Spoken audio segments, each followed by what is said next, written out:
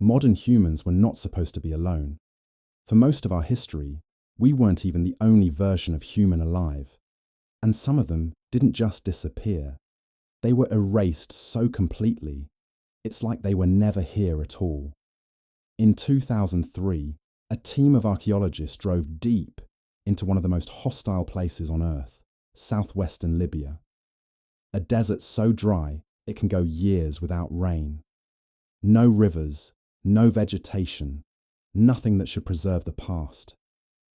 They weren't expecting to find people. They were looking for something else. Proof that this desert was once alive. Because thousands of years ago, the Sahara wasn't a desert. It was green, a vast stretch of grasslands, rivers and lakes, a place filled with animals and humans. On the second day, inside a rock shelter hidden in the mountains, they started digging.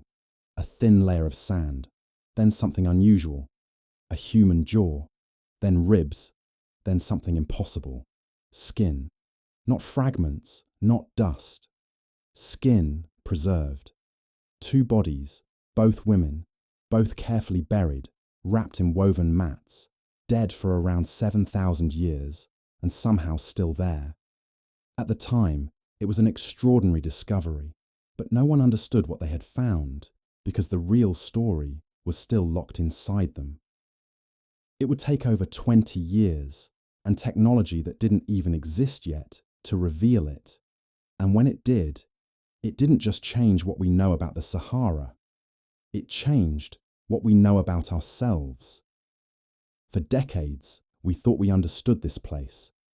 When the Sahara turned green, it became a bridge, a corridor where people moved freely, north to south, south to north. They met, they mixed. They became us.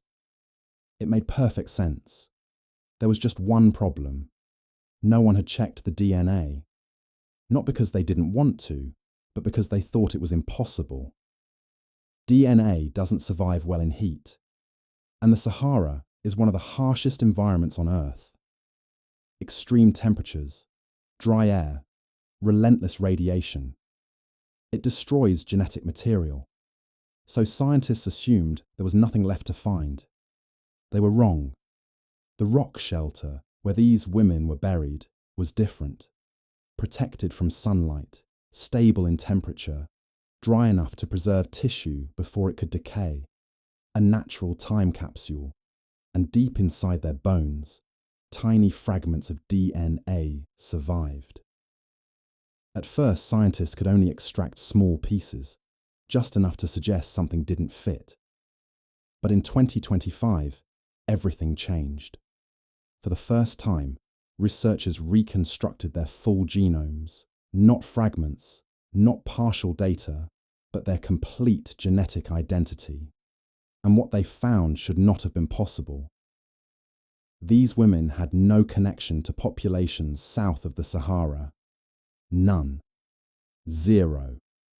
In a region that was supposed to connect Africa, they were completely isolated from it. Instead, they belonged to a lineage no one had ever seen before. Not in modern humans, not in ancient records, nowhere. A population that split from others around 50,000 years ago and then stayed separate. While other humans spread across the world, mixed, evolved, and competed, this group stayed hidden, alone, for tens of thousands of years. Scientists call this a ghost population. Not because they were invisible, but because we only ever saw traces of them, echoes in DNA, signals that someone was there without knowing who they were. Until now. And this is where the story becomes uncomfortable. Because if these people lived in isolation for tens of thousands of years, then we have to ask a different question.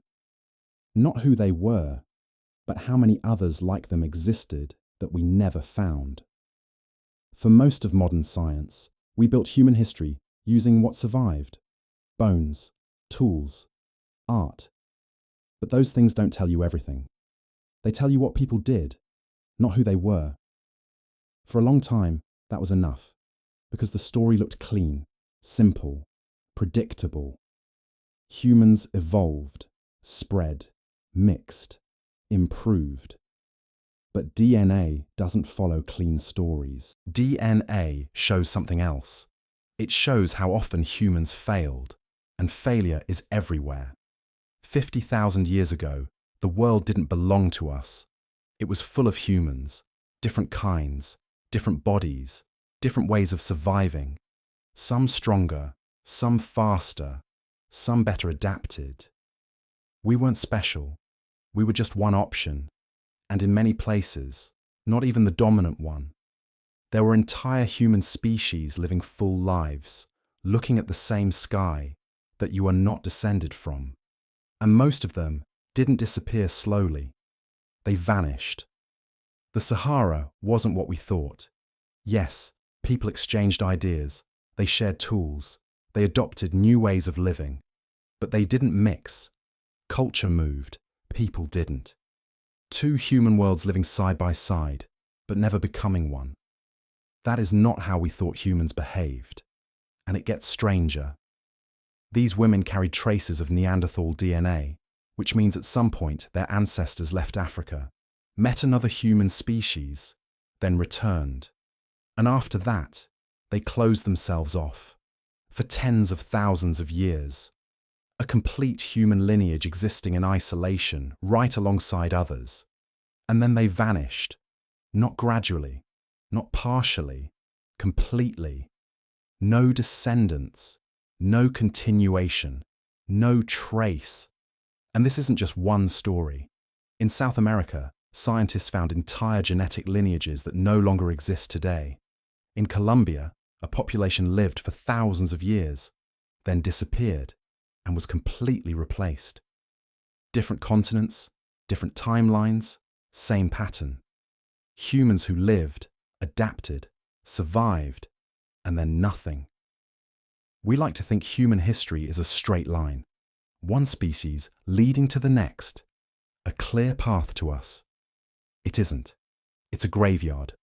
Branches that split, survived, then ended. And the most unsettling part is this. The ones who disappeared were not weaker. They lived like us. They built. They cared. They buried their dead. They were human, and they still vanished. These women lived in a world we can barely imagine. Green landscapes, lakes, animals, communities. Then the climate changed. The rain became less predictable. Lakes shrank. Grasslands broke apart. Not all at once. Slowly, year by year, generation by generation. And humans did what humans always do. They adapted, they stayed, they adjusted, until staying was no longer possible. And by the time that becomes clear, it's usually too late.